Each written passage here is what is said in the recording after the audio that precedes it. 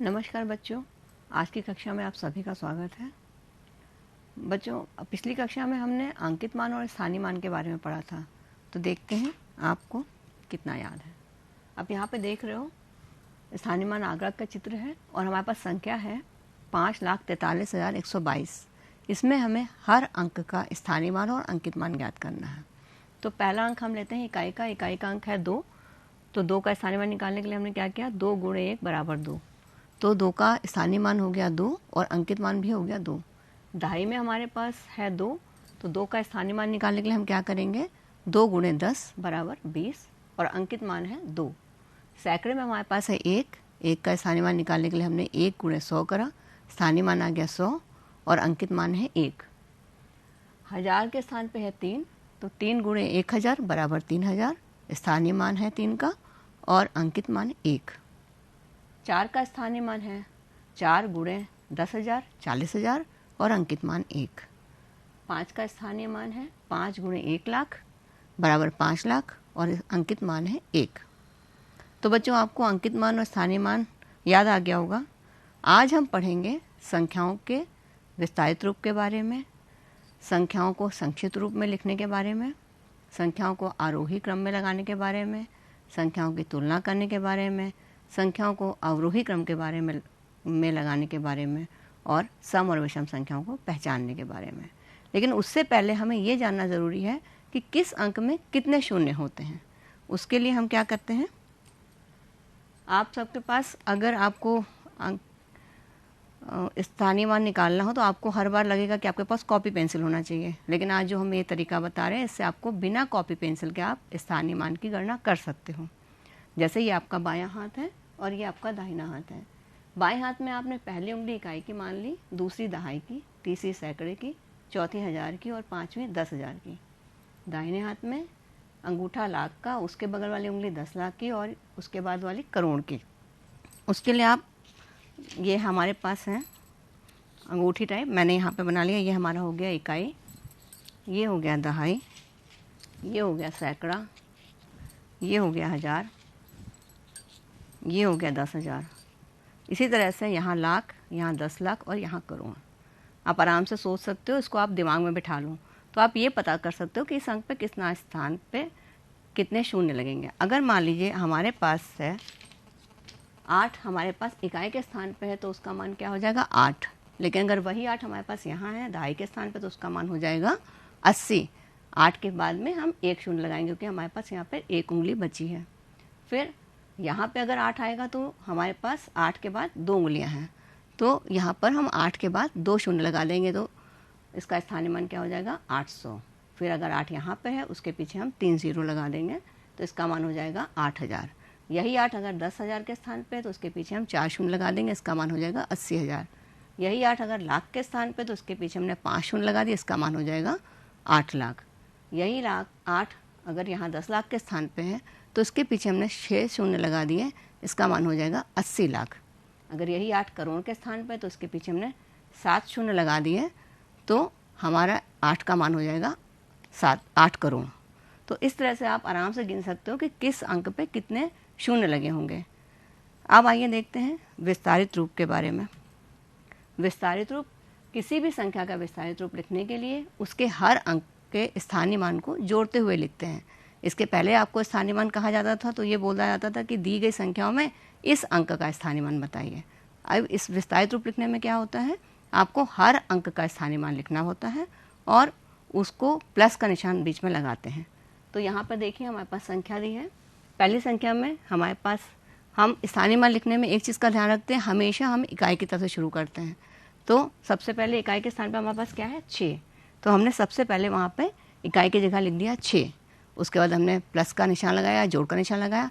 फिर हमारे पास दहाई का अंक है 4, तो दहाई के अंक पे 4 हमने लगाया और उसके बाद हमने 1 शून्य लगा दिया क्योंकि दहाई हमारा दूसरा अंक है। तो 2 अंक में दूसरे 2 अंक होते हैं तो 1 शून्य हो गया और 1 यहाँ पे 2 लिख गया, तो यहाँ पे हमने 40 लिख दिया। फिर हमने प्लस का निशान लगाया या जोड़ का निशान लगाया। फिर हमारे पास 2 है, वो सैकड़े के स्थान पे, तो 2 के बाद हमने 2 शून्य लगा दिए। फिर जोड़ का निशान लगाया। फिर 5 हमारा हजार के स्थान पे, तो हमने 5 के बाद 3 शून्य लगा दिए। फिर हमने जोड़ का निशान लगाया।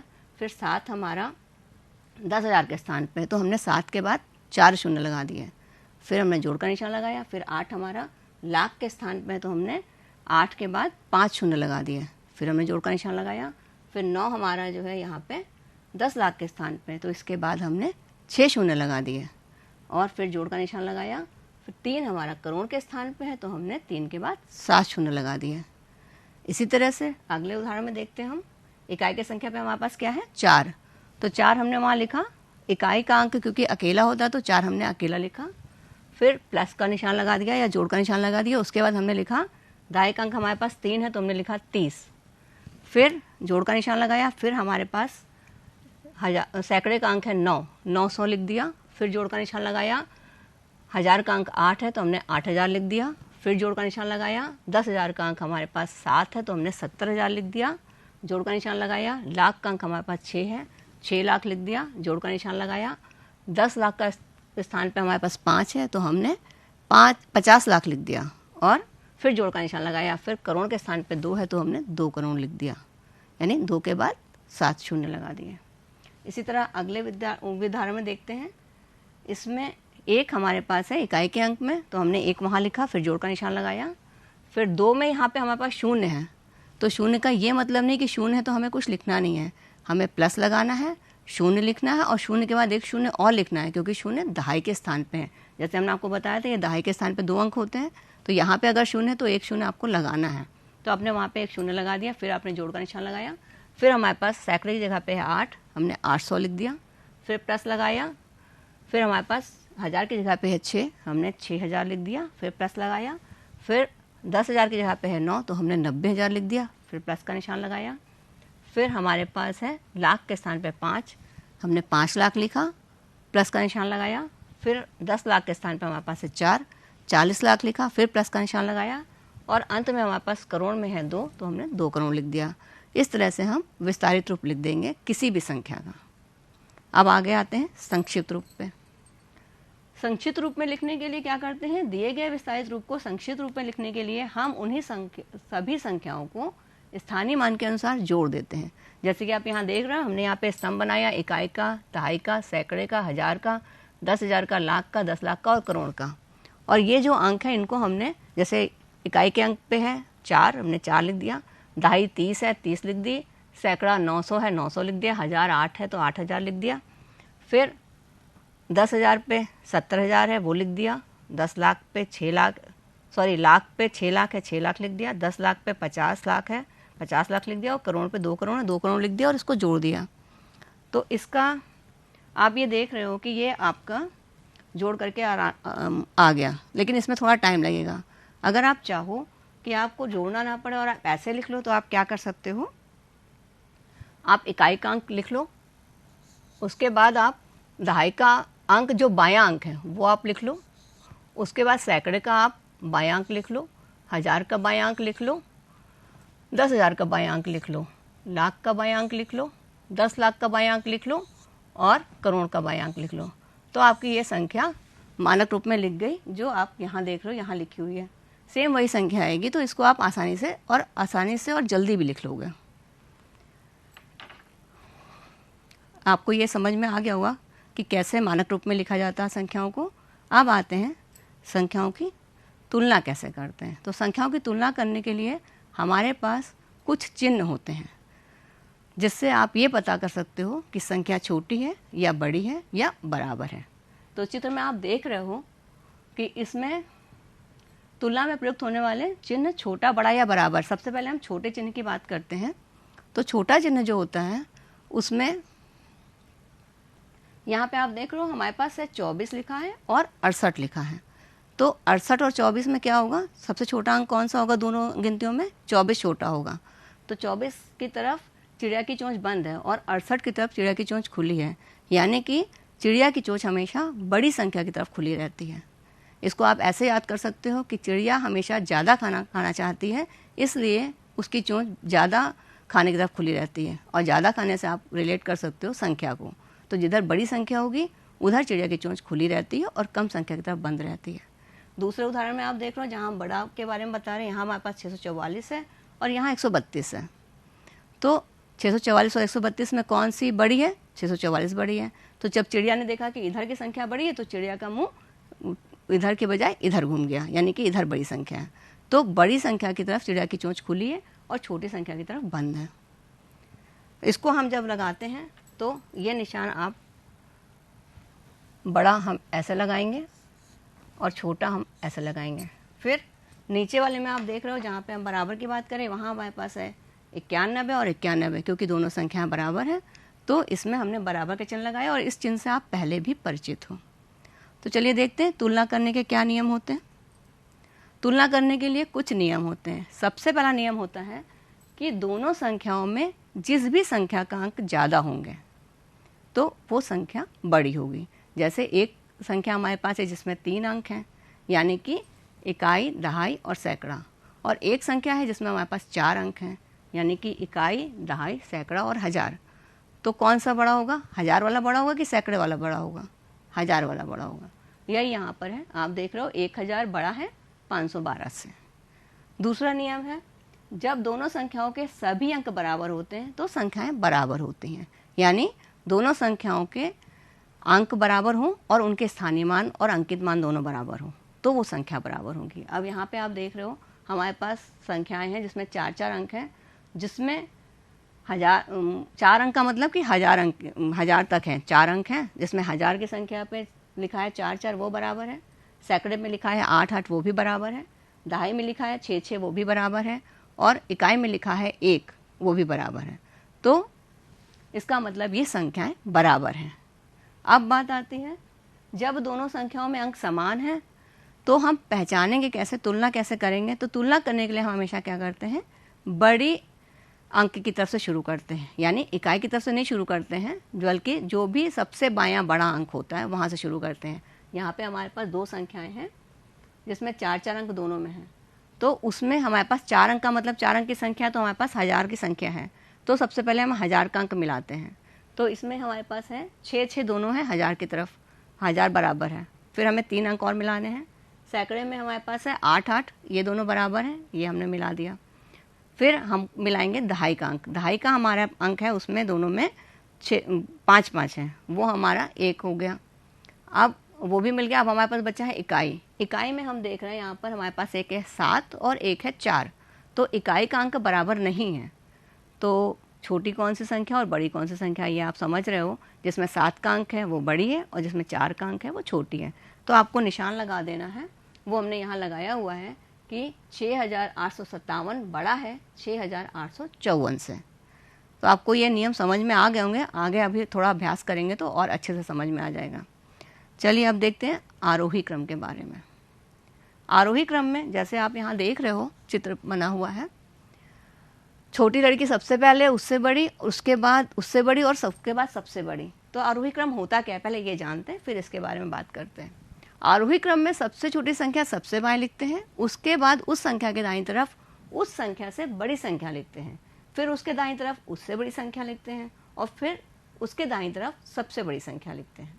यानी हम जो है यहाँ से शुरू करेंगे, सबसे छोटी गिनती सबसे पहले, उसके बाद उससे बड़ी, उसके बाद उससे बड़ी और उसके बाद सबसे बड़ी। तो यहाँ हमारे पास 4 संख्याएं लिखी हैं जिसमें हम पहले अंक देखेंगे कौन सी बड़ी कौन सी छोटी। सब में हमारे पास है 1 2 3 4, 1 2 3 4, 1 2 3 4, 1 2 3 4। सब में हमारे पास 4 अंक है, यानी 1000 का अंक सबके पास है। तो हम क्या करेंगे, सबसे पहले हम 1000 के अंक से शुरू करते हैं। 1000 के अंक में हमारे पास कौन कौन सी संख्या है, पहले है 9000, फिर 8000, फिर 5000, फिर 2000। तो अब इनमें सबसे छोटी संख्या कौन सी होगी, 2000 वाली छोटी होगी। तो हमने क्या करा, 2364 हमने यहाँ सबसे पहले लिख दिया। फिर उसके बाद हमारे पास अब बची कौन कौन सी, एक 9000 की बची, एक 8000 की बची, एक 5000 की बची। उसमें मेरे पास कौन से सबसे छोटी है, 5000 वाली। तो हमने यहाँ पर 5412 लिख दिया और इसके बीच में निशान लगा दिया कि 2364 छोटा है 5412 से। अब हमारे पास 2 संख्या बची, एक 8000 वाली, एक 9000 वाली। फिर हमने अब इसमें बड़ी कौन सी होगी और छोटी कौन सी होगी, 8000 की छोटी है, तो 5000 के बाद हमने 8000 वाली संख्या लिख दी और यहाँ निशान लगा दिया कि 5412 छोटा है 8654 से। और हमारे पास अब एक संख्या बची आखिरी, जो हमने सबसे दाईं तरफ लिख दी, क्योंकि सबसे बड़ी संख्या सबसे दाईं तरफ होती है। वो हमारी है 9876। अब यहाँ पे हमने यहाँ निशान लगा दिया कि 8,654 छोटा है 9,876 से। तो बच्चों आपको आरोही क्रम समझ में आ गया होगा। इसमें ध्यान रखना है कि सबसे छोटी संख्या सबसे पहले, उससे बड़ी उसके बाद, उससे बड़ी उसके बाद और सबसे बड़ी सबसे बाद में लिखते हैं। अब आते हैं अवरोही क्रम पे। अवरोही क्रम आरोही क्रम का ठीक उल्टा होता है। अब यहाँ पे जैसे आप देख रहे हो चित्र बना है, एक बड़ा बच्चा, उससे छोटा और सबसे छोटा। तो अवरोही क्रम होता क्या है पहले ये जानते हैं। अवरोही क्रम में सबसे बड़ी संख्या सबसे बाएं लिखी जाती है, फिर उस संख्या के दाहिनी तरफ उस संख्या से छोटी संख्या लिखते हैं, फिर उसके दाहिने हम उससे छोटी लिखते हैं, फिर उससे दाहिने हम उससे छोटी लिखते हैं और सबसे दाहिने हम सबसे छोटी संख्या लिखते हैं। तो जैसे आप चित्र से आपको स्पष्ट हो रहा होगा कि बड़ी संख्या सबसे पहले, उसके बाद उससे छोटी, फिर उससे छोटी और फिर सबसे छोटी। तो यहाँ हमारे पास कुछ संख्या लिखी हैं जिसमें अंक हम देख रहे हैं 1 2 3 4। एक संख्या में 4 अंक हैं, फिर दूसरी में 1 2 3 4, दूसरी में भी 4 हैं, 1 2 3 4 5, 1 2 3 4 5 6। तो आप देख रहे हो यहाँ पे हमारे पास 4 संख्याएं जिसमें 2 संख्याओं में जो है वो 4 अंक हैं, एक में 5 अंक है और एक में 6 अंक हैं। तो आपको मालूम है कि 6 अंक की बड़ी संख्या हमारी सबसे बड़ी होती है। तो जो हमारी 6 अंक की संख्या वो हमने सबसे पहले यहाँ लिख दी और उसके बाद हमने लिख दी 5 अंक की संख्या, वो हमने उसके बगल में उसके दाहिनी तरफ लिख दी 5 अंक की। अब हमारे पास बची 2 संख्या, लेकिन उसके पहले हमें यहाँ निशान लगा देना है कि हमारी ये संख्या जो है वो क्या है। तो ये हमारे पास संख्या है 6,32,541, बड़ी है 54,789 से। उसके बाद हमारे पास 2 संख्या बची हैं जिसमें 4 अंक हैं, जिसमें 1000 के अंक में एक में है 6 और दूसरे में है 3। तो 6 बड़ा होगा या 3 बड़ा होगा? 6 बड़ा है। तो हम क्या करेंगे, 54,000 के बाद हम 6,000 वाली संख्या लिख देंगे और यहाँ निशान लगा देंगे 54,789 बड़ा है 6,549 से। और सबसे आखिर में जो मेरे पास एक संख्या बची है 3,248, वो लिख देंगे और यहाँ निशान लगा देंगे कि 6,549 बड़ा है 3,248 से। तो ये आपको समझ में आ गया होगा कि अवरोही क्रम में बड़ी संख्या से शुरू करके सबसे छोटी संख्या तक हम पहुँचते हैं। फिर आगे आते हैं सम और विषम संख्या। तो बच्चों आप सभी को 2 का पहाड़ा तो आता होगा। यहाँ पे हमें सिर्फ 2 के पहाड़े से मतलब है, क्योंकि सम संख्या वो संख्याएं होती हैं जो संख्याएं 2 से भाग देने पर पूरी तरह कट जाती हैं या पूरी तरह विभाजित हो जाती हैं, कुछ भी शेष नहीं बचता, उन्हें सम संख्या कहते हैं।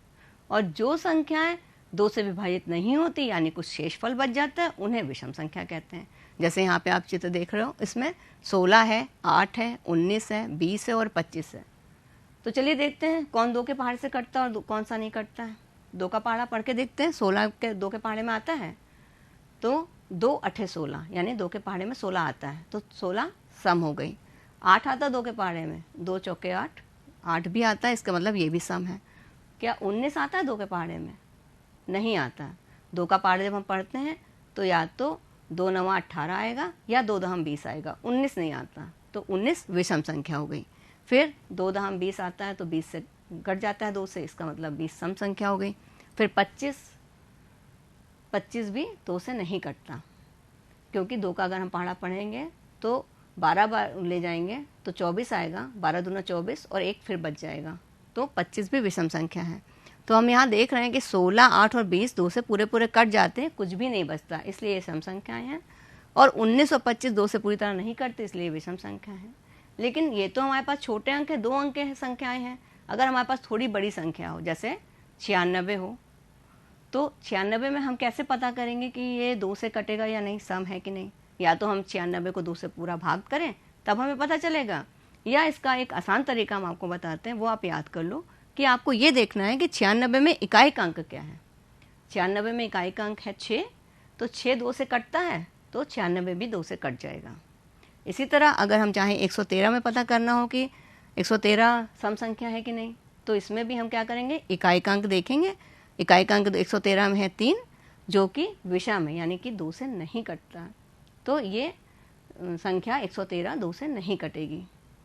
अब इसको और क्लियर जानने के लिए आपको ये पता करने के लिए कि अगर मान लीजिए कोई आपके पास 3 अंक की संख्या हो, 4 अंक की संख्या हो, 5 अंक की संख्या हो, जितने भी अंक की संख्या हो, आपको सिर्फ ध्यान ये देना है कि इकाई के अंक पे ध्यान देना है।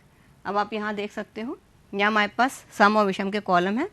यहाँ पे आप देख रहे हो हमारे पास यहाँ पे शून्य है सम के नीचे, यानी कि किसी भी अंक की संख्या हो 3, 4, 5, 6 अंक की, उसमें अगर इकाई का अंक 0 हो, 2 हो, 4 हो, 6 हो, 8 हो, तो वो संख्या 2 से कट जाएगी, यानी वो संख्या सम होगी। और अगर किसी भी संख्या के इकाई के अंक में 1 हो, 3 हो, 5 हो, 9 हो, 7 हो, तो वो संख्या विषम होती है, वो 2 से नहीं कटती, इसलिए उनको विषम संख्या कहते हैं। तो आपको सिर्फ ये याद रखना है कि 2 से कटने के लिए आपको सिर्फ 5 चीज़ें याद रख लीजिए, 0, 2, 4, 6 और 8। अगर ये अंक इकाई के अंक पे हैं तो वो संख्या चाहे जितनी बड़ी हो वो सम संख्या होगी। चलिए देखते हैं आज हमने क्या क्या सीखा। हमने सीखा दी गई संख्याओं के मध्य संख्या विस्तार के रूप में संख्याओं को लिखना, विस्तारित रूप में दी गई संख्याओं को संक्षिप्त रूप में लिखना, फिर छोटी बड़ी संख्याओं का प्रयोग करके संख्याओं की तुलना करना, संख्याओं को आरोही क्रम में लगाना, संख्याओं को अवरोही क्रम में लगाना, और संख्याओं में से सम और विषम को पहचान कर अलग करना। तो इतना आपने सीख लिया। चलिए आइए आपका एक टेस्ट ले लेते हैं, देखते हैं आप क्या क्या कर सकते हैं, हमने क्या क्या सीखा, देखते हैं इसको करके। अब इसमें आप देख रहे हो आओ करके सीखें। इसमें आपको ये बताना है कि 6 करोड़ में कितने शून्य होते हैं। जैसे हमने आपको बताया था कि आप उंगली पे ध्यान कर सकते हो, ये इकाई, दहाई, सैकड़ा, हज़ार, 10,000, लाख, 10 लाख, करोड़। तो 6 करोड़ में कितने शून्य होते हैं? 6 हमने यहाँ सोचा कि यहाँ पे 6 है, तो हमारे पास कितने शून्य बच गए? 7।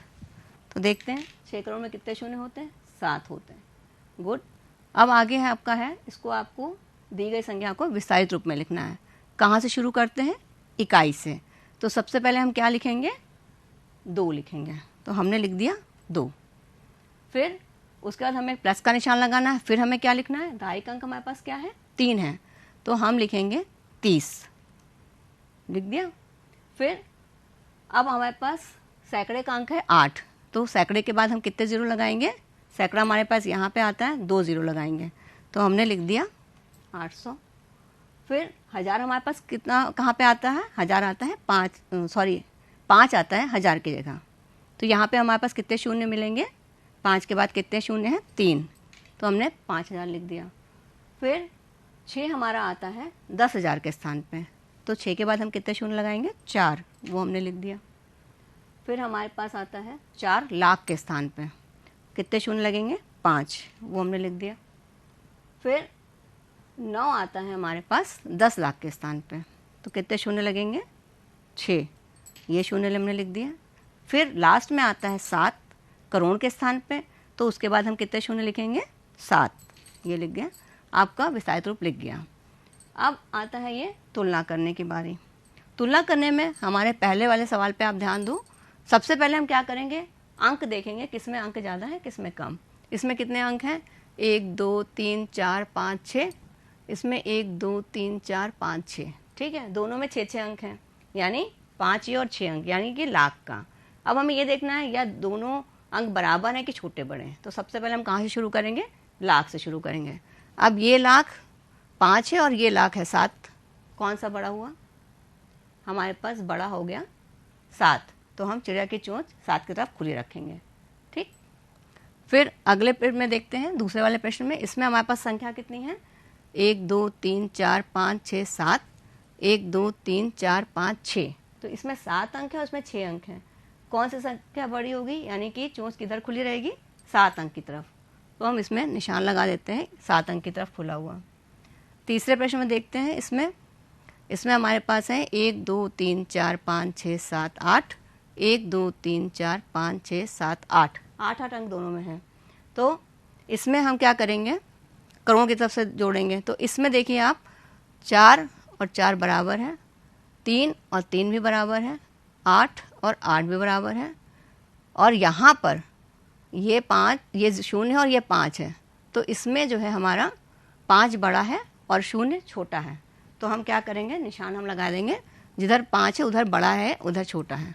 फिर अगले में हमारे पास यहाँ पर है कितने अंक हैं? 1, 2, 3, 4, 5, 6, 7। 1, 2, 3, 4, 5, 6, 7। तो हम यहाँ से देखते हैं हमारे पास 6 बराबर है, 5 बराबर है, 8 8 बराबर है, और यहाँ पे 9 ये बड़ा है और 0 छोटा है, तो हमारा निशान कैसा लगेगा? चिड़िया की चोंच इधर खुली रहेगी क्योंकि यहाँ 9 बड़ा है।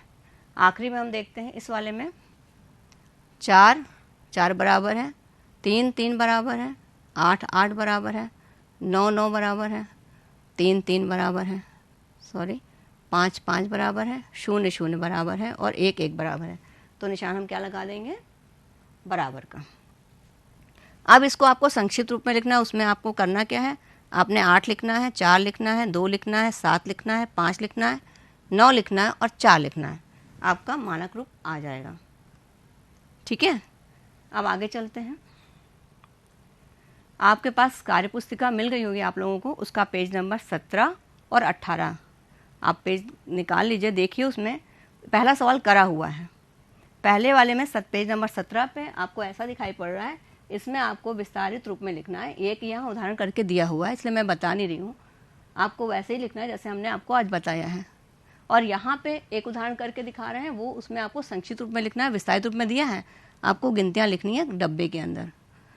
फिर आपका कार्यपुस्तिका की प्रश्न संख्या 20 और ये 21, इसमें आपको 6 का स्थानीय मान निकालना है। इसमें पहले अंक में दिया है 6 करोड़ के स्थान पे इन्होंने 6 को करोड़ से गुणा किया, इसका स्थानीय मान आ गया 6 करोड़। यहाँ हिंदी में इन्होंने 6 करोड़ लिखा है। ऐसे ही आपको ये पन्ना पूरा करना है। इसी तरह इसमें इन्होंने तुलना करी है कि आपका ये संख्या बड़ी है इस संख्या से, बाकी आपको संख्याएं पहचान के और तुलना के नियम याद करके तुलना करनी है। ठीक है, तो बच्चों आपके पास गिनतारा की अभ्यास पुस्तिका का पेज नंबर निकालिए। गिनतारा अभ्यास किताब होगी आपके पास पेज नंबर 16 पे। इसमें आपके नीचे लिखी संख्याओं को विस्तारित रूप में लिखना है और नीचे लिखी संख्याओं को संक्षिप्त रूप में लिखना है। हम इसमें एक एक सवाल आपको करके बताएंगे। तो पहले इसमें हम यहाँ लिखेंगे 2, फिर हमारे पास दहाई का अंक है इसमें 30, सैकड़े का अंक 4 है तो 400, 1000 का अंक है 5 तो 5000, 10,000 का अंक है 9 तो 9 के बाद 4 जीरो, और लाख का अंक है 3 तो 3 के बाद 5 जीरो। इसी तरह संक्षिप्त रूप में लिखने के लिए हम क्या करेंगे? 1 लिखेंगे, उसके दाहिने हम 5 लिखेंगे, फिर 7 लिखेंगे, फिर 8 लिखेंगे, फिर 1 लिखेंगे, फिर 2 लिखेंगे और फिर 4 लिखेंगे। हमारा संक्षिप्त रूप आ जाएगा। फिर अगले में आपको बड़ा या छोटा लिखना है। इसमें हम पहले देखते हैं कि हमारे पास अंक कितने, 1 2 3 4 5 6 7, 1 2 3 4 5 6 7 8, तो 8 अंक एक में 7 अंक हैं। बड़े कौन सा हुआ? 8 वाला बड़ा हुआ। तो हमने ये निशान ऐसे लगा दिया। तो बच्चों उम्मीद करते हैं कि आपको आज की कक्षा रुचिपूर्ण लगी होगी। फिर मिलते हैं आपसे अगली कक्षा में। आप अपनी पेन, कॉपी, पेंसिल और किताब लाना मत भूलिएगा। तब तक के लिए धन्यवाद।